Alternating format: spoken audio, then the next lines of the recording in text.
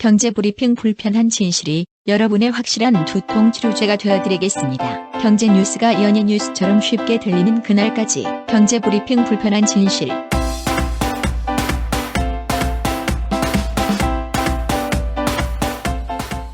경제브리핑 불편한 진실 12월 21일 순서 시작하겠습니다. 하느님의 사랑이 넘치는 회사, 스스로를 이렇게 자랑해왔던 회사가 알바생들의 임금을 착취한 것으로 드러나가지고 충격을 주고 있죠. 이랜드요? 그렇죠. 이랜드 계열의 이랜드 파크가 운영하는 애슐리 자연별곡, 여기서 일했던 4만 명에 넘는 알바생들이 임금과 수당을 제대로 받지 못했대요. 4만 명이나 알바생을 쓰고 있었어요? 그러니까요. 그래서 이들이 받지 못한 수당 다 더해봤더니 83억 7,200만 원. 엄청나죠? 네. 그런데 이 소식을 듣고 알바생들이 놀라질 않는데, 너무 자주 일어나는 일이니까. 그렇죠. 뭐 주변엔 너무나 흔히 볼 수 있다. 이랜드뿐만이 아니다. 이런 얘기인 거죠. 참 서글픕니다. 고용노동부가 오늘 서비스 업종 4,005개를 대상으로 조사한 결과를 발표했거든요. 근데 임금체불, 근로조건 서면 명시 및 교부, 최저임금 미지급 이런 위반 사항이 나온 업체가 모두 몇 곳인 줄 아세요? 3,108곳. 거의 80%군요. 그러니까요. 10곳 중 8곳이 위반했다는 얘기예요. 이랜드처럼. 근데 이는 상반기와 비교해서 11.9%가 증가한 수치라고 합니다. 이번에 이 정확한 비율은 77.6%거든요. 또 지난해 상반기 위반율이 40.3%인데 이게 거의 2배 가까이 늘어난 버린 거예요. 갈수록 늘어간다는 얘기는 불황과도 관계가 있는 듯 하네요. 그렇죠. 아니 그러면 어떤 부분에서 많이 이렇게 위반을 했을까 찾아보니까요. 주유수당이라고 있잖아요. 예. 주유수당 등 각종 금품을 미지급한 경우가 1,325개 곳에 달했다고 합니다. 그래서 43억 3천만 원이 근로자들한테 제대로 지급되지 않은 걸로 드러났대요. 그리고 아니 최저임금 이건 지키라고 법까지 만들어져 있잖아요. 네. 근데 최저임금보다 낮은 임금을 지급한 업체도요 238곳이나 된대요. 또 근로조건 서면 명시 이걸 위반한 경우도 2,717곳. 장난 아니죠? 물론 아까 박 PD가 얘기한 대로 경기가 나빠서 뭐 이런 핑계를 대실 수는 있을 것 같아요. 네. 근데 경기가 나쁘면 그곳에서 일하는 알바생들은 좋은가? 그들 상황이 더 나쁠 거 아닙니까? 그렇죠. 줄 건 제대로 줘야 되겠다 이런 생각이 드는데요. 아빠가 하던 사업이 잘 안 돼서 공부만 하던 아들과 딸이 알바 전선에 뛰어든 경우도 많을 것 같아요. 그렇죠. 그런 의미에서 최근에 주유수당을 제대로 주자 이런 캠페인을 펼치는 업체가 있거든요. 알바천국. 이 알바천국에서 최근에 재미난 인터뷰 영상을 공개를 했어요. 뭐냐면요. 주유수당을 진짜 제대로 주는 예. 착한 사장님들. 오. 이분들의 인터뷰를 공개를 했는데 이게 상당히 관심을 모으고 있습니다. 얼마나 착한 사장님이 없으면 관심을 모으고 있을까요? 그러니까요. 이 인터뷰에 등장하신 구로, 저희 근처네요. 구로에서 PC방을 운영하는 최인찬 사장님 경우 인터뷰에서 이런 얘기를 합니다. 주유수당을 주니 알바생이 책임감을 갖고 일을 하기 시작했다. 말 없이 지각하고 빠지던 아이들이 사라졌다. 이렇게 얘기를 하세요. 예. 그래서 이 최 사장님은요. 직원들에게 많이 베풀면 그들도 받는 만큼 손님들에게 잘해 결과적으로 매출이 오른다는 것을 경험을 통해 알 수 있었다. 이런 얘기까지 하십니다. 그런데 주유수당은 알바생들이 주유하라고 주는 수당인 거죠? 주유요? 예. 그거 아니고요. 주유수당은 정의가 이렇게 돼 있습니다. 일주일 동안 규정된 근무일수를 다 채운 근로자에게 유급 주유일을 주는 거 이렇게 돼 있거든요. 주유가 아니라 주휴군요. 그렇죠. 그래서 주유일에는 알바생이 쉬고 싶으면 근무를 안 해도 돼요. 법적으로. 근데 만약에 일을 하게 되면 1일분의 임금을 추가로 더 받게 되는 거죠. 아하. 그러니까 빨간 날은 어차피 대부분 일을 하는 경우가 많으니까 현실적으로 그러면은 추가로 수당을 더 주면 되겠군요. 그렇죠. 근데 보통 이런 주유수당이 있다는 것 자체를 모르는 알바생들이 너무나 많고 또 사장님들 중에서는 이거 줘야 되는 거 알면서도 가게가 너무 장사가 안 돼. 이런 식으로 얘기를 하면서 주유수당을 안 주는 경우들이 상당히 많다고 합니다. 저도 몰랐습니다. 이거 반드시 법적으로 정해져 있는 거니까 알바를 하시는 분이시라면 꼭 챙기셔야 되고요. 사장님들도 주휴수당을 챙겨주면 알바생들이 더욱더 책임감 있게 일을 한다. 아까 최 사장님이 증명을 하셨잖아요. 네. 반드시 챙겨주시길 부탁드리겠습니다. 거짓말 할 때는 무의식적으로 코를 만진다. 한국인들은 거짓말할 때 코를 만지지도 않는다. 귀가 캥길 때는 눈을 마주치지도 못한다. 한국인들은 거짓말할 때 오히려 상대를 똑바로 쳐다본다. 우리가 알고 있던 거짓말에 대한 상식은 모두 틀렸다. 한국인에게는 한국인만의 거짓말 신호들이 따로 있다. 5년의 조사 기간 1083개의 거짓말 사례에서 뽑아낸 한국인만의 거짓말 특징 25가지. 쉽게 속이고 쉽게 속는 우리, 쉽게 분노하고 쉽게 용서하는 나라. OECD 사기 범죄율 1위 국가, 거짓말에 관대하고 무감각해진 한국에서 나를 지키는 강력한 행동 심리학. 이제 그들의 거짓말이 보인다. 지금까지 몰랐던 한국인의 거짓말 신호 25가지. 한국인의 거짓말. 도서 출판 추수밭. 그러면 오늘 꼭 챙겨야 할 경제 브리핑. 오늘도 첫 브리핑부터 굉장히 불편합니다. 삼성전자가, 그러니까 제드래곤이겠죠. 제드래곤과 삼성전자가 순실이 빵 셔틀, 강아지 셔틀까지 했다는 증거가 나왔습니다. 아니, 조폭이에요? 춘수지리가? 거의 조폭인 것 같아요. 근데 시킨다고 하는 제드래곤은 또 뭡니까? 이야, 빵 셔틀은 들어봤는데 강아지 셔틀은 처음 들어본다, 이런 분들도 계실 텐데요. 비슷합니다. 빵 셔틀은 빵을 사오라고 하고 시키면서 돈은 안 주는 거죠. 그렇죠. 개 셔틀도 마찬가지입니다. 개를 사오라고 해놓고서 개값을 안 주는 거죠. 오호. 이게 무슨 얘기냐 도대체. 저도 상상을 못했는데 특검팀이 확보를 한 자료가 이 비덱스포츠라고 이 최씨 모녀들이 했던 회사 있잖아요. 여기에 입출금 내역서를 확보를 했다고 합니다. 오호. 그런데요, 이 자료를 봤더니 그겁니다. 최씨 모녀가 가계부 적듯이 아이템과 가격 이런 걸 적어놨다는 거예요. 그래서 나중에 이거를 삼성에 결제를 요청을 한다는 거죠. 그러면 삼성으로부터 돈을 받는 거예요? 그렇죠. 지들이 실컷 써놓고 나중에 결제는 삼성한테 맡기는 겁니다. 이야. 말 사준 거, 그리고 정유라가 경마 훈련을 받은 거, 이 돈도 여기에 적혀 있다는 건데 뭐 여기까지는 우리가 대충 알고 있었잖아요. 그렇죠. 그런데 내역을 보니까요, 가관입니다. 어떠한 것들이 적혀 있느냐? 다리미, 전기포트, 전기장판. 이쯤 되면은 개인의 가계부 아닙니까? 이런 것도 거기에 들어있다는 얘기예요? 그렇습니다. 그리고요, 아기 목욕통, 아기 분유, 강아지 15마리, 그리고 강아지 대변판, 이런 것까지 자질그레하게 적혀 있다는 거죠. 자질그레하게 적혀만 있으면 아무 문제가 없는데 이 자질그레한 것까지 삼성이 다 계산을 해줬다는 겁니다. 아이고.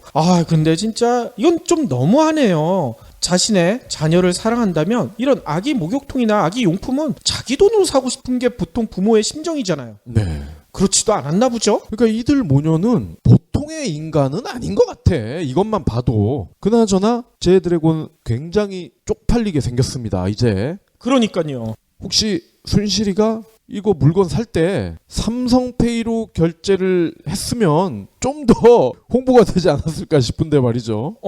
삼성페이는 아니래요. 아닌 것 같습니다. 박 PD는 혹시 터키의 이스탄불 가보셨어요?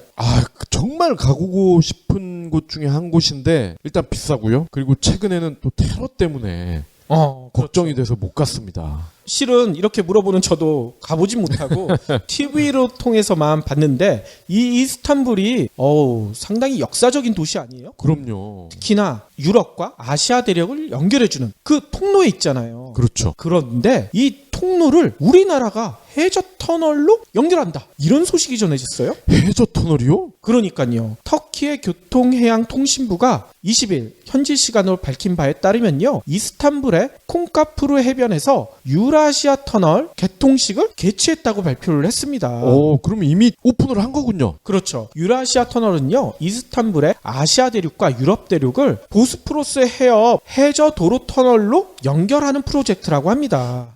보스포러스 해협 이거 세계사 시간에 많이 나왔던 지명 아닙니까? 그렇죠. 그래서 아시아 지역 지상 구간은요. 3.8km 정도 되고요. 보스포러스 해협 해저 터널 구간은 3.7km 정도 되고 유럽 지역 지상 구간은 5.4km 이 정도 된다고 해요. 네. 그래서 이번 프로젝트의 공사비가 총 12억 4,500만 달러 이 정도 투입이 된다고 하는데요. 공사는 벌써 2013년부터 4년에 걸쳐서 진행돼 왔다고 합니다. 근데 제가 얼핏 알기로는 기존에도 이렇게 지상에, 물론 지하는 아니지만 지상에 다리 같은 게 있었던 걸로 제가 기억을 하거든요. 그렇죠. 근데 그 다리가 문제가 하나 있었대요. 네. 이쪽 지역이 교통체증이 상당히 심하대요. 그래서 유럽과 아시아 중심지를 오가는데 평균 100분 이상 걸렸다고 합니다. 100분이요? 그런데 유라시아 터널 이거를 이용하게 되면요. 소요 시간이 15분 획기적으로 줄어든다는 거예요. 와우. 이 유라시아 터널을 한국 기업과 한국 자본에 의해서 만들어졌다.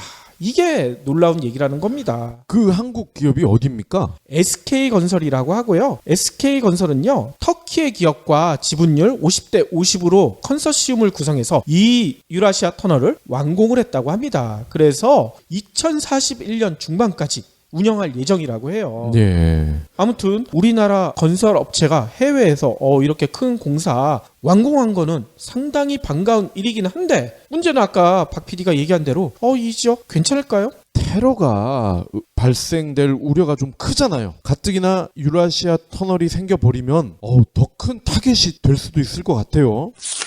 다음 소식입니다. 아마 이 소식을 미리 접하신 분들도 꽤 될 텐데요. 대한항공이 미국 팝스타로부터 개망신을 당했어요. 오이? 리차드 막스 기억나시나요? Now and Forever. I will be right here waiting for you. 뭐 이런 노래였던 것 같은데 발라드의 황제였죠. 90년대. 그렇죠. 저도 이 리차드 막스 목소리가 너무 좋아서 판도 2개나 사고 했던 기억이 나는데 마침 이 막스 형이 칼기를 탔답니다. 베트남에서 출발을 해서 인천을 들렸다가 LA로 가는 그런 비행기인데 인천에 가고 있을 무렵에 한 승객이 난동을 부렸다는 거예요. 기내에서? 네. 근데 막스 형이 뭐야 이거 왜 이렇게 시끄러워 하고 봤더니 승무원들이 당황을 한 나머지 아무런 대처를 못하고 있었더란 겁니다. 그러는 사이에 이 미친 승객이 옆에 있는 사람들을 때리고 그리고 그제서야 제지에 나선 승무원들을 2명을 또 때렸다는 거예요. 보다 못한 막스 형이 자기가 직접 그 승객을 붙잡아 가지고 손목을 묶었다는 거예요. 그러니까 나중에 이제 자신의 페이스북에 이 사연을 올립니다. 사진까지 찍어서 올렸는데 내용은 이렇습니다. 나는 승객으로 비행기에 앉아 있었을 뿐인데 승무원들이 아무런 매뉴얼도 없었고 아무런 행동도 하지 않았다. 결국 맞기만 했는데 보다 못한 내가 이렇게 했다. 이런 내용입니다. 그렇군요. 근데 대한항공은 땅콩회항 사건 그것 때문에 이런 기내낭동에 대해서 좀 강력한 조치를 하지 않을까 이렇게 생각했는데 그게 아니군요. 그러니까 그때는 자기네 오너의 기내 난동에 대해서만 생각을 했지 승객이 이렇게 난동을 부릴 거는 생각을 못한 모양이야. 그런데요. 더 황당한 거는 인천공항에 잠깐 경유를 하지 않습니까? 그때 한국 경찰이 와서 이 미친 승객을 데려갔다는 거예요. 그런데 경찰서에 가서 조사를 할 거 아닙니까? 근데 얘가 너무 술에 취해 있어가지고 얘를 귀가 주치했대. 그게 말이 됩니까? 자칫하다가는 항공기 사고가 날 수 있었던 상황 아니에요. 그렇죠. 제가 찾아보니까요. 미국의 하늘에서 이런 일이 벌어졌을 경우에는 보통 3년 정도 징역형이 떨어진대요. 그러니까요. 석 달도 아니고. 근데 우리나라 경찰은 취해서 말이 안 통해서 조서를 쓰지 못한다는 이유로 귀가를 시켰대. 상식적으로 생각할 때 이 정도면 유치장에 일단 가둬놔야 되는 거 아닙니까? 그러니까요. 알고 봤더니 이 미친 승객은 30대 중반의 남자인데 중소기업에 다니는 근로자였는데 아빠가 그 중소기업 사장이라고 합니다. 그리고 대한항공은 왜 항상 이렇게 일이 터진 다음에 매뉴얼이 생기는 건지 도대체 모르겠습니다. 아무튼 우리나라는 술에 대해서 너무나 관대한 것 같고요. 혹시 저희 방송 들으시는 애청자 여러분들도 연말이라 술 많이 드실 텐데 술은 딱 기분 좋을 때까지만 드십시오. 최근에 저희가 브리핑을 통해서 우리나라 경제 지표가 너무나 나쁘다 뭐 이런 얘기들 많이 드렸잖아요. 네. 그런데 유독 한 분야는 최근에 매출이 크게 증가한 걸로 나타났다고 합니다. 성형시술? 성형시술도 아마 조사했으면 들어갈 것 같은데 오늘 얘기 드릴 거는 성형시술은 아니고요. 변기? 변기도 들어갈 것 같네요. 내년부터는. 올해까지는 아닙니다. 오늘 통계청이 발표한 경제총조사 잠정 결과를 보니까요. 부동산 시장의 호조세와 텔레마케팅 등 신종사업 관련 매출이 5년간 크게 증가한 걸로 나타났다고 합니다. 부동산이 특히 많이 증가했나 보죠? 그렇죠. 2015년 말 현재 국내 사업자의 총 매출액은요. 5,303조 원. 그러니까 2010년에 비해 22.4%가 증가했다고 해요. 그런데 이 기간 중 가장 많이 증가한 분야가 어디냐? 아까 얘기대로 부동산과 임대업인데요. 65.7%가 늘어났다고 해요. 와... 또 이것도 부동산이랑 비슷하네요. 사업시설 관리 및 사업 지원 이것도 60.4%가 늘어났다고 해요. 변기는 이 사업 지원에 들어가지 않나요? 잘 모르겠네요. 그리고 보건사회복지가 55.4% 이렇게 늘어났다고 합니다. 사업체당 매출액도요. 부동산 임대업이 42.5%나 늘어났대요. 그리고 숙박음식점이 36.9%, 보건사회복지가 25.4%도 이렇게 많이 늘어났다고 합니다. 그러면 산업의 기반이 되는 제조업 현황은 어떻게 됩니까? 진짜 이 제조업이 늘어나야지 정상일 텐데 광업과 제조업의 산업별 매출액은요. 각 12.3%, 16.9% 늘어났는데 그쳤다고 해요. 부동산 임대업에 비하면 세 발의 피군요. 그렇죠. 그러니까 이런 얘기가 나오는 것 같아요. 조물주 위에 건물주. 진짜 이런 개 같은 소리가 나오는 이유가 여기 있었네요. 요즘 초등학생들의 목표라고 합니다. 건물주가. 마지막 브리핑입니다. 조류 인플루엔자 확산 영향으로 계란값이 급등을 했잖아요. 근데 뜻밖의 곳에서 또 불똥이 떨어지고 있어요. 어디예요? 케이크입니다. 잠깐만. 요번 주가 크리스마스 아니에요? 그러게 말입니다. 케이크 제일 많이 먹을 텐데? 그렇죠. 크리스마스 시즌이 되면은 파리바게트라든지 뚜레쥬르라든지 이런 업체에서 케이크를 대대적으로 팔잖아요. 이쁘게 꾸며가지고 비싸게. 근데 올해의 경우에는 더 비싸질 가능성도 있다는 겁니다. 우리 애들 케이크 사줘야 되는데 이거 어떻게 해요? 네. 그런데 다행히도 업체 측 설명에 따르면요. 이들 대형 브랜드에서는요. 계란이나 액난 이런 거를 미리 다 확보를 해놨다는 겁니다. 그래서 당장 올해 크리스마스 시즌에는 큰 가격 인상 걱정하지 않아도 된다. 다만 새롭게 선보이는 시리즈에 한해서는 다소 인상이 될 수도 있다. 이렇게 지금 설명을 하고 있습니다. 근데요. 미리 땡겨놨다. 이 부분을 우리가 한번 관심을 가질 필요가 있어요. 그러니까요. 계란이든 아니면 액난이든 미리 땡겨놨다는 얘기는 보관을 해야 된다는 거 아닙니까? 그런데 모든 게 그렇잖아요. 갓 만들어졌을 때 먹는 게 몸에도 좋고 맛도 좋고 만든 사람 입장에서도 보관 비용도 덜 들고 AI가 확산되기 전에 이들 업체는 확보를 했다고 설명을 합니다. 그러면 얼추 한 달 전쯤이 될 텐데 한 달 전에 확보해 놓은 계란 그리고 이 계란이 아마도 냉동 보관 시설에 들어가 있겠죠? 그럼 이걸로 만든 케이크를 먹게 된다면은 건강에 좋을까요? 그러니까요. 아니 케이크는 그 주에 나온 계란으로 만드는 줄 알았더니만 이렇게 한 달이나 보관해가면서 만드는 줄은 처음 알았네요. 네. 지금 제가 어제 후배를 만나서 치킨집에 갔거든요. 아니 근데 원래 그 집이 되게 유명한 곳이어서 자리가 거의 없는 곳이란 말이죠. 근데 어제는 반 이상이 비어있더라고요. 왜 그렇겠습니까? AI 때문에 찝찝하다는 거죠. 소비자들은. 그렇군요. 혹시 닭 먹고 나도 조류 독감 걸리는 거 아니야? 그런데 이제는 케이크까지도 찝찝해서 못 먹게 생겼다는 겁니다.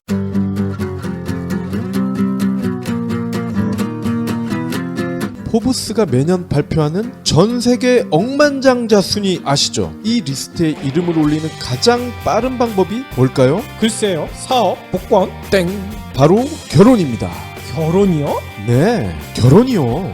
여기 부자가 되기 위해 억만장자와 결혼하기로 한 프랑스 여배우가 있습니다. 어차피 열심히 일을 해서 돈을 모아봤자 그들과 같은 부자가 되기는 글렀으니 차라리 억만장자인 남자와 결혼을 하겠다는 건데요. 사실 정말 결혼한 건 아니고요. 프랑스에서 2009년부터 지금까지 인기를 얻고 있는 경제 풍자 연극이 책으로 나왔습니다. 양극화, 경제 불평등 좋은 말이긴 한데 조금 지루하고 어렵잖아요. 이런 사람들을 위해 여배우이자 코미디언인 저자가 억만장자와 결혼하려는 신부를 연기합니다. 억만장자의 실체를 가감없이 까발리는 그녀의 비평이 아주 매섭습니다.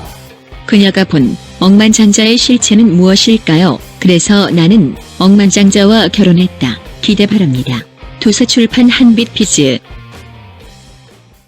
그러면 오늘의 섹션 시작할 텐데요. 오늘은 제가 지난해 봤던 영화 이야기로 한번 이야기를 이끌어 나갈 볼까 합니다. 건축가 개론에서 납득이로 인기를 끌었던 조정석이라는 배우 아시죠? 네. 이 조정석 씨가 주연을 한 영화가 있었거든요. 특종 란첸 살인기. 저 봤습니다. 이거 상당히 재밌었잖아요. 대충 내용은 이렇게 돼 있습니다. 이 조정석이 방송 기자로 나오거든요. 방송 기자 허무 역으로 연기를 하는데요. 이혼과 해고 위기에 몰린 열혈 방송 기자가 우연하게 제보를 하나 받습니다. 네. 무슨 제보냐? 연쇄 살인 사건과 관련된 제보예요. 그래서 이걸 가지고 특종을 터뜨렸어요. 특종을 터뜨리면서 여러 가지 일들이 벌어지는데 문제는 나중에 알고 봤더니만 이게 오보였다는 거예요. 네. 그래서 조정석 씨는 모든 것을 사실대로 밝히려고 회사에 사직서를 제출하게 됩니다. 그런데 이 사직서를 보도국장이나 이런 사람들이 받질 않아요. 그냥 밀고 나가자 이런 식으로 주문을 합니다.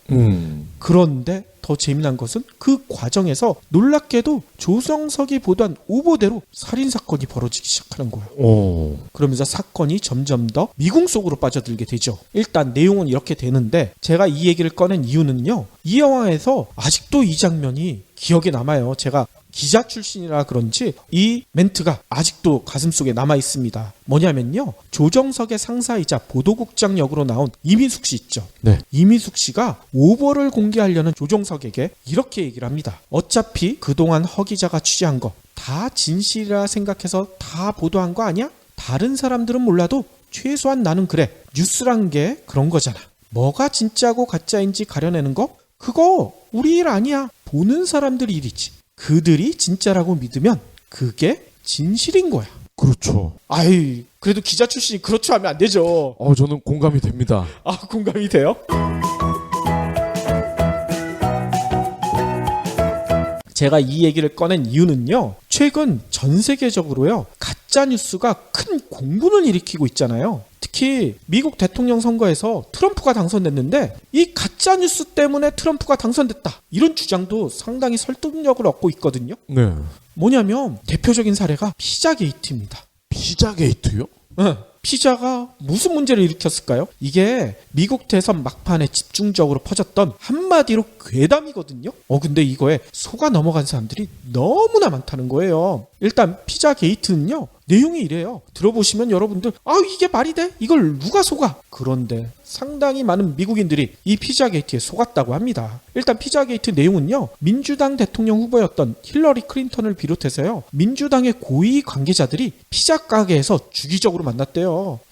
피자 먹으러 가고 만났을까? 그게 아니라 비밀리 여기서 아동 성매매 및 아동 성학대 얘기를 즐겼다. 이런 내용이랍니다. 피자 가게에서? 그러니까요. 왜 하필 피자 가게인지 모르겠어요. 도저히 사실이라고 믿을 수 없는 이 괴담이 문제는 페이스북이나 트위터를 타고 엄청나게 걷잡을 수 없을 정도로 번져나갔다는 거예요. 그러면서 살이 막기 시작해. 이 괴담에. 무슨 살이 붙느냐? 클린턴 이메일 게이트. 이게 막판에 난리가 났었잖아요. 네. 근데 이 클린턴 이메일 게이트의 핵심이 바로 피자 게이트다. 민주당에서 이거를 숨기려고 했다. 이런 주장까지 덧붙여집니다.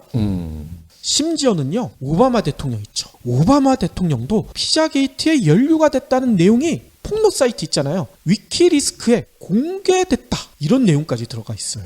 상황이 이렇게 되니까 아까 얘기대로 피자 게이트를 신봉하는 사람들까지 나타났어. 이거 진짜다. 서로 주변에서 야, 너 이거 알아? 이거 진짜 우리 이거 어떻게든 막아야 돼. 이런 일들이 벌어졌다는 거예요. 그래서 얼마 전에 외신을 통해서 이런 내용이 전해졌습니다. 노스캐롤라이나 출신의 남성, 미국인이죠. 에드가 월치라는 사람이 있는데 이 사람이 내가 피자게이트를 직접 증명해 보이겠다. 피자게이트로 주목됐던 워싱턴 DC에 있는 그 피자 가게에 무장으로한테 침입을 한 거예요. 그리고 총기도 난사했어. 다행히 인명사고는 없었는데요. 경찰에 붙잡힌 월치는 범행 동기에 대해서 이렇게 얘기합니다. 페이스북에서 피자 가게 지하실에 아동 성노예들이 감금돼 있다는 소문을 들었다. 정말 그런지 두 눈으로 직접 확인하고 싶었다. 이런 주장을 펼쳐요. 아니, 확인만 하면 되지 총은 왜 들고 가? 이 사람 얘기는 감금됐던 아이들을 구출하겠다는 얘기인 거예요. 그러니까 총까지 쏘면서 들어간 거죠. 근데 당연하겠지만 황당하게도 이 지하실이 이 피자 가게는 없대요. 네. 지하실이 없는 건물이라는 거죠. 게다가 의심스러운 증거가 전혀 없었다는 거야. 이 웰치란 친구가 총을 난사하면서 들어가 봤더니만 아무것도 없는 거예요. 그러니까 총만 쏘고 그냥 스스로 걸어 나와서 경찰한테 잡혔대. 좀 허무하죠? 근데 진짜 너무 놀랍지 않으세요? 이런 황당한 얘기에 속아가지고 총까지 쏜다는 게. 그래서 아까 그 영화의 조정석의 극중 이름이 허무혁이잖아요. 그러니까 말입니다. 그런데 진짜 이런 사고가 생겼다는 것은 이 말도 안 되는 피자 게이트를 믿었던 미국인이 얼마나 많았는지를 증명하는 결과 아니겠습니까? 네. 당연히 미국 대선 결과에도 상당한 영향을 끼쳤다. 전문가들은 이렇게 분석하고 있습니다. 그러면 우리가 알고 있기로는 클린턴의 비서이자 거의 수양딸이었던 에버딘이죠. 그 에버딘의 전 남편과의 어떤 성추문, 그게 아니라 이 피자게이트가 그 이메일에 담겨 있었다. 그런 말씀이신 거죠? 그렇죠. 근데 이 피자게이트도 아까 박 PD가 얘기한 그 성추문에 덧붙여진 거예요. 더 확대 재생산을 한 거죠. 거짓말을 붙여가지고. 그래서 전문가들은 이 피자게이트가 처음 나온 게 아마 10월 무렵 이렇게 분석을 하고 있어요. 당시 트위터에 익명의 계정들이 여러 개가 개설됐는데 여기에 뭔 내용이 들어있었냐면 클린턴의 이메일 스캔들을 수사하던 FBI가 아까 얘기했던 클린턴의 최측근인 후바 에버닌의 전 남편인 앤서니 워너 전 하원의원의 노트북을 입수했는데 이 과정에서 아동 성학대와 관련된 이메일을 발견했다. 이런 의혹을 공개를 한 거예요. 네. 실제 워너는요, 과거 섹스팅 관련된 스캔들에 휘말려가지고 하원의원직을 사임한 바가 있거든요. 전작이 있으니까 사람들이 이거를 믿어버리는 거야. 클린턴의 이메일에 진짜 뭔가가 있지 않았을까? 아니 워너 예전에 섹스팅 관련된 스캔들 있잖아. 이런 소문이 계속 증폭이 됐다는 거죠. 물론 이런 소문은 당연히 트럼프 지지자들이 더 많이 퍼날랐겠죠. 실제로요, 미국판 일베로 통하는 사이트가 있어요. 거기도 일베가 있어요? 비슷해요. 구구 성향의 사이트인 포첸이라는 사이트가 있거든요. 이 포첸이 이런 의혹들을 아주 집중적으로 퍼나르기 시작합니다. 그러니까 소문이 걷잡을 수 없이 확산되기 시작한 거예요. 특히 이 포첸이 퍼나른 그런 소문에는 이런 내용도 들어있어요. 아까 웰치란 친구가 공격했던 그 피자 가게 화장실에 포르노 살찐이 걸려있다. 또 메뉴에는 소아성애를 암시하는 기호가 인쇄돼 있다. 이런 황당한 내용을 퍼날랐는데 사람들이 이걸 또 사실인 것처럼 믿어버렸다는 거예요. 이 때문에 이 피자 가게 후기 사이트 있죠. 미국도 이런 후기 사이트들이 많이 발달돼 있잖아요. 여기에는 근거 없는 악플들이 막 올라오기 시작했다고 합니다. 심지어는요, 일부 네티즌들이 이 피자 가게 안에 들어와서 동영상을 막 촬영해 갔대. 네. 왜? 의혹의 장소에 내가 나와 있다. 이거를 페이스북이나 이런 데 올렸다는 거예요. 뭐 성지순례 이런 거군요. 그렇죠. 그런데 이번 대선에 영향을 끼친 가짜 뉴스가 이 피자 게이트뿐만이 아니더라고요.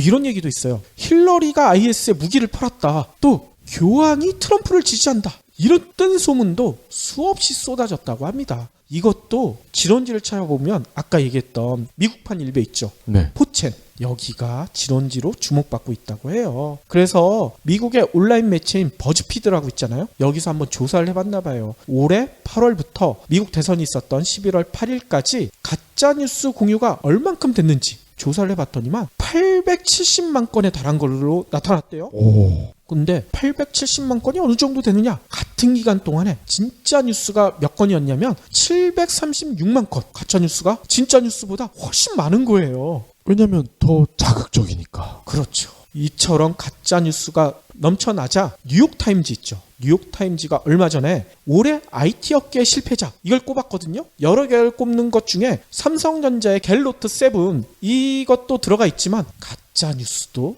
포함되어 있습니다.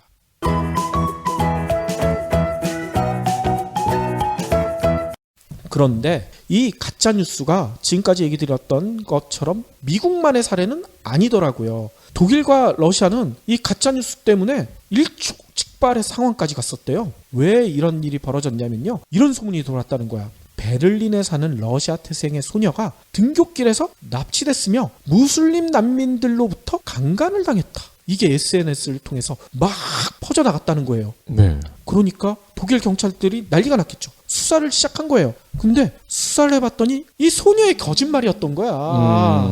그러자 독일 내 러시아인들이 당연히 반발할 수밖에 없죠. 엄청나게 반발하고 또 러시아가 직접 대놓고 비난까지 했어요. 독일이 롤랑거리를 카페미스로 쓸어넣어버렸다.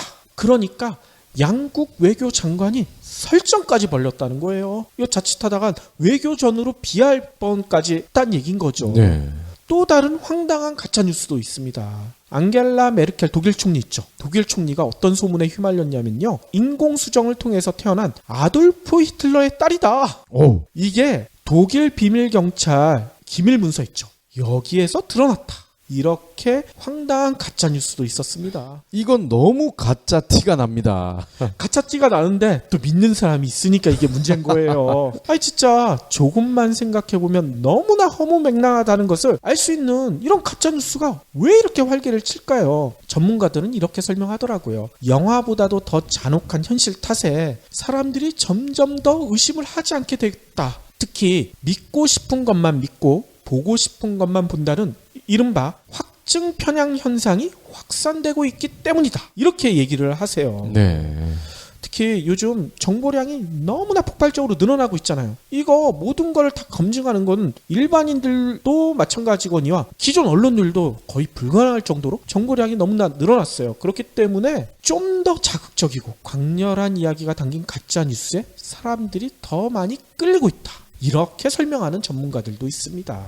게다가 또 가짜뉴스가 확산되기 너무나 쉬운 유통 경로가 있잖아. 페이스북. 네. 페이스북이요. 월 활동 사용자가 17억 명에 달한대요.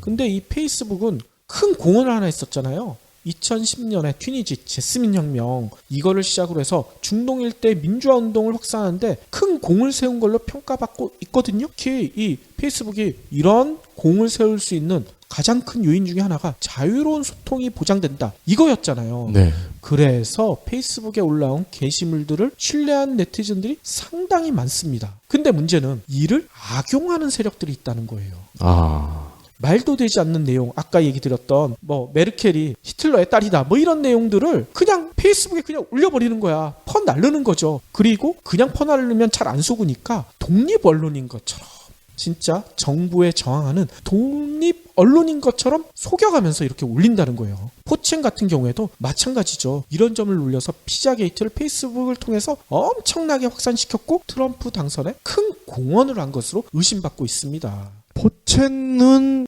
법인 계좌든 아니면 포첸을 구성하는 멤버들의 계좌든 이 계좌를 추적해보면 뭔가 근거가 나올 것 같은데요? 근데 계좌를 추적할 리가 없죠. 트럼프가 그걸 하겠습니까? 그래서 일각에선 이런 얘기가 나오고 있어요. 가짜뉴스가 미 대선까지 영향을 끼친 것으로 드러났기 때문에 페이스북을 검열해야 한다. 페이스북의 가장 큰 장점 중에 하나인 자유로운 소통을 좀 제한해야 되지 않는가 이런 주장도 나오고 있긴 합니다. 그래서 페이스북은 최근 가짜뉴스에 대응하기 위한 신규 기능을 도입하겠다 이런 발표도 했어요. 실험적으로 하겠다고는 하는데 어떻게 하는가 봤더니 앞으로 페이스북 이용자들이 페이스북 게시물에 문제가 있다, 이거 좀 이상하다 그럴 때 이것은 가짜 뉴스다 이렇게 항목을 선택할 수 있게 한다고 해요. 네. 이렇게 이용자가 신고를 하잖아요. 그리고 페이스북의 자체 알고리즘, 이게 뭐 AI를 쓴다고 하던데, 아무튼 이런 걸 통해서 가짜 뉴스가 진짜 의심된다 이렇게 판별된 게시물은요, 제3의 외부 사실 검증 단체에 의뢰를 해가지고 진위 여부를 가릴 방침이라고 해요. 이게 페이스북 내에서 검증을 하면 이것도 의심받을 수가 있잖아. 그렇기 때문에 언론 단체인 포인터, 여기가 최근에 조직한 국제 사실 검증 네트워크가 진위 여부 가리는 것을 담당할 예정이라고 합니다. 그래서 여기서 이 게시물이 가짜 뉴스라고 판단이 내려지면 해당 게시물 아래는 제3자에 의해 논쟁 중 이런 문구를 붙이게 되고요. 또 문구 옆에는 사실 검증 내용도 소개된 링크가 붙게 될 예정이라고 합니다. 또 가짜 뉴스를 판별된 게시물은요, 아무리 많이 공유된다고 해도요, 타임라인이라고 있죠. 페이스북에 이렇게 올라오는 거, 네.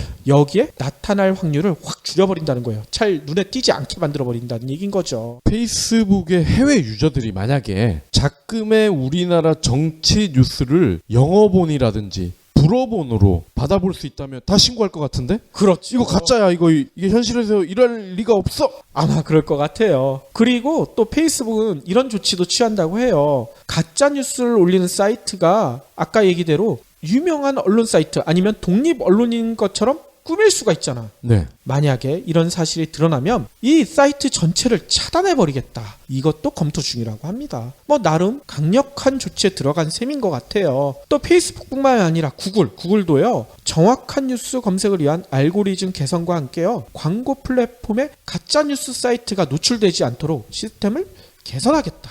이런 발표를 했어요. 또 재미난 것은요, 가짜뉴스가 얼마나 미국 내에서 문제가 됐으면 이런 방법을 소개하는지 모르겠지만 미국의 공영 라디오인 NPR이라고 있죠. 여기서 가짜뉴스를 감별해내는 방법, 이걸 소개를 하더라고요. 네. 그래서 이것도 참조가 될 것 같아서 지금부터 알려드릴 텐데요. 첫 번째는 홈페이지 사이트 URL이라고 하죠. 이거를 살펴보라고 권하고 있습니다. 뭔 얘기냐면요, 정부기관의 허가 등 정상적인 절차를 밟아 설립된 언론기관이나 인터넷 미디어 홈페이지에는요, 고유의 도메인이 당연히 있겠죠. 네. 그런데 예를 들어 com 다음에 .co 이렇게 붙는 사이트가 있어요. 언론사 사이트인데 이런 사이트는 좀 의심해봐야 된다. 이렇게 얘기를 합니다. 실제로요, ABC 뉴스라고 있죠. ABC 뉴스가 TV 방송 중에 상당히 유명한 데잖아요. 이 abcnews.com과 비슷한 abcnews.com.co 이런 사이트도 예전에 있었다고 해요. 하하. 이런 사이트에 올라온 기사는 가짜 뉴스일 가능성이 매우 크다. 이렇게 얘기를 하고 있습니다. 보통은 CEO 앞에 있는 것만 보고 진짜 매체인 줄 생각할 거 아닙니까? 그렇죠. 또 두 번째 방법은요, 각 사이트별로 회사 소개 코너가 있잖아요. 이거를 한번 보는 것도 도움이 된다고 해요. 이곳에는 경영진을 포함해서 회사 조직에 대한 소개, 또 사업 목표 뭐 이런 것들도 제시돼 있고, 조금 회사 규모가 크다, 연관 매체들 이런 정보들도 나와 있잖아요. 그런데 여기서 주목해야 될 것은 연관 매체, 자매 기업 이런 데들이 어떤 사업을 하는지 보면 이거 가짜 뉴스가 아닐까 이렇게 생각이 든다는 거예요. 네. 가짜 뉴스를 생산한 곳인지 눈치를 챌 수 있다고 합니다. 근데 뉴스 소비자들에게 너무 많은 거를 부탁하는 것 같아요. 그렇죠. 또 세 번째 권유하는 방법은요, 기사 속에서 이야기하는 취재원을 잘 보면 가짜인지 진짜인지 대체로 감이 잡힌다. 이렇게 얘기를 하고 있어요. 뭐냐면요, 대부분의 미디어 종사자들은 박 PD나 저 같은 경우에도 신문에서 상당히 오래 일을 했으니까 기사의 기본이 복수의 취재원을 확보하는 거잖아요. 네. 그래서 양측의 의견을 다 들어보는 건데, 그래서 그것을 기사로 싣고 혹시 한쪽에서 반박을 안 하면 이렇게 반박을 안 하고 있습니다, 이 얘기까지 싫잖아요. 네. 근데 가짜 뉴스는 그런 게 없다는 거야. 근거 없는 흥미만 자극하는 이슈를 다루기 때문에 편향된 시각으로 이루어질 가능성이 크다. 그러면 그건 가짜 뉴스일 수 있다. 이런 얘기인 거죠. 네. 양측 주장이 다 들어가 있나 이거를 확인하면 된다는 거군요. 그렇죠.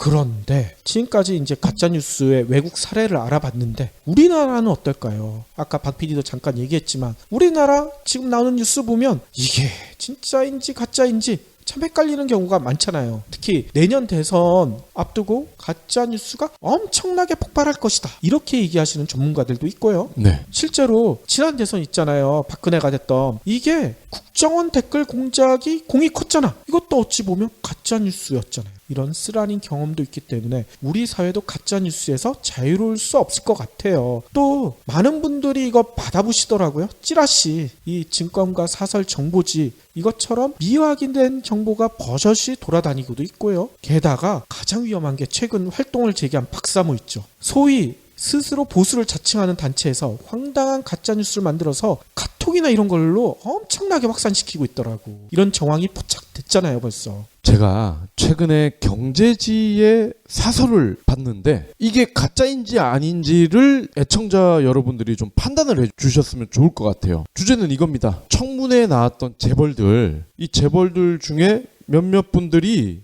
출국 금지가 돼 있단 말이죠. 근데 경제지 사설에서는 왜 이들에게 출국 금지 조처까지 해야 되느냐? 이들은 해외에 나가서 M&A도 해야 되고 사업도 해야 되는데 이거는 망하라는 얘기와 같다. 그리고 이들은 도망치거나 숨을 이유가 없는데 왜 출국 금지를 시키느냐? 빨리 풀어줘라. 이렇게 사설을 썼단 말이죠. 아니 도망치거나 뭐 이럴 가능성이 없다? 예전에 김우중은 왜 도망쳤을까요? 방금 박 PD가 얘기한 게 가장 큰 문제입니다. 외국은 진짜 가짜뉴스를 만들 만한 데서 가짜뉴스를 만드는데 네. 국내 언론은 그렇지가 않은 것 같아요. 특히 특정 경쟁이 엄청나게 치열한 언론 환경 탓인 것 같긴 한데 일부 언론들이 스스로 가짜뉴스를 양산하고 있다는 의심을 받고 있어요. 소위 보수를 자처하는 패널들을 출연시켜가지고 확인되지도 않은 가짜뉴스 진짜인 양 방송하는 케이블 채널들이 상당히 많죠. 네. 또 정치 뉴스뿐만 아닙니다. 저희가 이제 경제 방송이니까 경제 얘기도 해야 될 텐데 경제 뉴스도 보면 이게 진짜인지 아닌지 의심스러운 게 너무나 많아. 실제로 청담동 주식 부자 이진 이 친구가 수천 명의 개미에게 피눈물을 뽑아냈잖아요. 그런데 이 이진이 이렇게 할 수 있었던 이유가 일부 방송에서 증권 전문가로 출연했잖아. 한마디로 가짜뉴스 만드는데 일부 언론들이 동조를 한 거죠. 제 페이스북 친구 신청에도 이희진이 있던데 그래요? 그 이희진 아니에요 이거? 아니 근데 이렇게 얘기를 드리면 혹시 작은 언론사들의 일부의 소소한 일탈이다 이렇게 생각하는 분들도 계실 거예요. 그런데 그게 아닙니다. 얼마 전에 저희가 방송을 통해서 한번 소개를 해드렸잖아요. 고객 만족을 넘어서 고객 감동을 내세워 고객의 잠재적 욕구를 충족시켰다. 누군가 그랬냐 하면 이윤재 피전 회장. 왜 이렇게 얘기를 했을까요? 올해 최고 경영제 대상으로 이 이윤재 피종 회장을 뽑았는데 이 뽑은 언론이 어딘 줄 아세요? 1등 신문인 조선일보예요. 근데 그때도 얘기했지만 이 이윤재 회장의 전력이 있잖아. 네. 2011년 조직폭력배를 이용해서 회사 임원을 청부 폭행한 혐의 이걸 받아서 시험까지 선고를 받았잖아요. 게다가 출소 후에는 또 사고를 쳤죠. 2013년 회사 돈을 113억이나 빼돌린 혐의로 또다시 징역 2년에 집행유예 2년을 받은 바 있는 인물이란 말입니다. 근데 이런 인물이 올해의 최고 경영자 대상이라고요? 이분은 참 운도 좋아요. 징역 2년에 집행유예 2년. 이건 그냥 집에서 살으라는 거잖아. 그렇죠. 그런데 이런 조선일보 같은 기존의 대형 매체들도 이 가짜뉴스를 양산하고 있다는 이런 의심이 들 수밖에 없는 증거잖아요. 그렇습니다. 이들 언론은 특종 아까 처음에 얘기해드렸던 그 영화에서 이미숙이 말한 것처럼 어차피 보도가 사실인지 거짓인지는 보는 사람들 목이야. 이렇게 잘못된 언론관에 빠져있는 게 아닌가 이런 의심이 듭니다. 사람들의 관심만 모을 수 있으면 아니면 광고만 따낼 수 있으면 진짜인지 가짜인지는 중요하지 않다. 이렇게 생각하는 게 아닐까 생각이 든다는 얘기인 거죠. 어떻게 보면은 보는 사람들 몫이라고 하면서 잘못 보게끔 만드는 거 아닐까요? 그렇죠. 그런 의심이 가는 거죠. 그러니까 참 씁쓸한 게 아까 중간에 얘기 드렸던 NPR이 권고한 가짜뉴스 감별 방법 이게 미국에선 통할지 모르겠지만 한국에선 통하지가 않는다는 거예요. 그렇습니다. 이게 너무나 씁쓸하다는 얘기인 겁니다. 그래서 저희도 이제 신문사에서 나와서 이렇게 독립 언론, 독립 미디어 여기에 몸을 담은 거 아닙니까? 그렇죠. 아니 그러면 지금까지 가짜뉴스 이렇게 판치고 있는데 그럼 어쩌라는 거냐? 진짜 어떻게 해야 될까요? 일단 미디어 전문가들은요, 비판적인 사고 과정을 거치지 않고 정보를 쉽게 수용하는 방관자들 때문에 이렇게 가짜뉴스가 판친다, 이렇게 지적을 해요. 자극적이고 강렬한 것에만 끌리는 사람들이 너무나 많기 때문이다, 이런 얘기도 하고요. 따라서 더욱 비판적이어야 될 것 같다는 생각이 듭니다. 진짜 혹시 이 뉴스의 뒷배경에는 어떤 불편함이 숨어져 있는지 한 번쯤은 의심해야 된다, 이런 생각이 들어요. 이것도 귀찮다. 그러시면은 저희 경불진 열심히 들어주시는 것도 방법일 것 같습니다. 그렇죠. 저희가 제목을 불편한 진실이라고 붙인 이유가 모든 뉴스를 한번 뒤집어 보자, 뒷배경을 한번 살펴보자, 이런 의미에서 방송을 진행하고 있잖아요. 제목도 그렇게 붙였고. 그러니까 저희 방송을 들어보는 것도 가짜뉴스를 걸러내는 훈련이 될 수 있다, 이런 생각이 듭니다. 네. 또 이 점도 명심해야 될 것 같아요. 저는 이게 더 중요한 것 같아요. 합리적인 의심을요, 가짜뉴스로 몰아가는 숨은 세력이 있다, 이런 점을 명심해야 될 것 같습니다. 네. 논점을 흐려서요, 합리적인 의심조차 하지 못하게 차단하려는 의도가 숨겨져 있기 때문이란 얘기인 거죠. 보수를 자청하는 일부 언론들이 최근에 이런 의혹을 제기했잖아. 최순실 태블릿 PC 이 출처? 이거 문제 있는 거 아니야? 이거 검증하자. 이런 게 바로 대표적인 사례라는 거예요. 출처가 중요한 게 아니죠. 그렇죠. 여기에 들어있는 내용이 중요한 거죠. 그러니까요. 진실과 거짓의 경계를 구분하는 비밀은 비판적 사고에 있다, 이런 얘기가 있거든요. 여러분들 이 말을 꼭 명심하셔야 될 것 같고요. 합리적인 비판 능력만 있다면 가짜뉴스 홍수 속에서도 살아남을 수 있을 것 같다는 생각이 듭니다. 그러니까 여러분들 저희 방송과 함께 이 가짜뉴스 타파하는데 많은 힘을 보태주시길 부탁드리겠습니다. 저희도 더 열심히 하겠습니다. 혹시 기부해보신 적 있나요? 이런 질문을 하면 나 먹고 살 것도 없는데 기부는 무슨? 기부는 션, 정혜영, 김장훈이나 하는 거 아니야? 라고 하시는 분들이 많습니다. 하지만 기부는 돈 많은 연예인의 전유물이 아닙니다. 무료 기부 사이트 위시플렉스에 접속하면 누구나 기부천사가 될 수 있습니다. 어떻게 가능하냐고요? 위시플렉스의 나만의 위시에서 매주 마음에 드는 신상 10개만 고르면 됩니다. 물론 사는 것이 아니라 찜만 하는 겁니다. 그러면 기부머니 500원이 매주 생기죠. 이 기부머니를 경제브리핑, 불편한 진실 같은 프로젝트에 후원할 수 있습니다. 참 쉽죠? 보너스도 있습니다. 매주 추첨을 통해 골라놓은 신상을 최대 90% 할인된 가격으로 살 수 있는 기회도 제공합니다. 기부도 하고 신상도 챙기고 그야말로 꽉 먹고 알 먹고입니다. 이래도 기부는 나와 상관없는 딴 나라 이야기라고 하실 건가요? 당장 위시플렉스에 접속해 자랑스러운 기부천사의 이름을 올리세요. 마무리로는요, 김태동 성균관대 명예교수가 한겨레에 쓴 박근혜 탄핵과 민생 경제, 이 글을 살펴볼까 하는데 이 글에서도요, 가짜뉴스를 지목하고 있더라고요. 일단 김태동 명예교수가 쓴 글 내용을 살짝 요약해 드리자면요, 박근혜 대통령에 대한 국민과 국회의 탄핵 결정 이후 나라 경제를 걱정하는 목소리가 조중동과 경제지 중심으로 높아지고 있다. 하지만 박근혜의 직무정지는 한국 경제의 긍정적 요인이지 악재는 결코 아니다. 99%에게 좋은 일이요, 1% 미만 부패 세력에게만 나쁜 일일 수 있다. 판단의 근거는 이렇다. 첫째, 이재용 등 재벌 총수들과 박근혜 최순실 일당 간의 정경유착이 일부나마 밝혀졌다. 둘째, 노동계약법 등 불공정한 경제 시스템이 조금이라도 개선될 가능성이 생겼다. 셋째, 투명성이 높아져 대외 신인도는 오히려 더 올라갈 가능성이 있다. 이렇게 얘기를 하셨어요. 네. 그래서 박근혜 탄핵처럼 불법 부패 세습 재벌 총수들에게 실정법을 엄격하게 적용하는 것만으로도 한국 경제는 방대한 발전 에너지를 재충전해 앞으로 나아갈 것이다.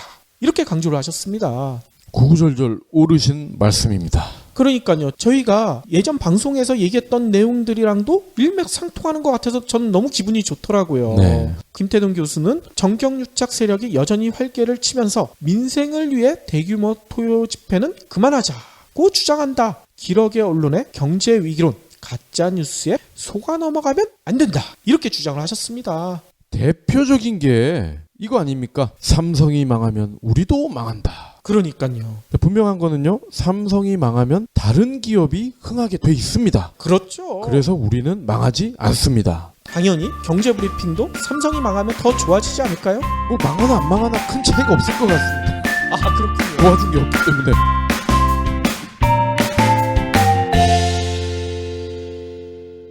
경제브리핑 불편한 진실 완주해 주셔서 감사합니다. 하트 2첩, 댓글 남기기, 계좌 후원 등 다양한 방법으로 힘을 보태주세요. 계좌 정보는 경제브리핑 팟빵 공지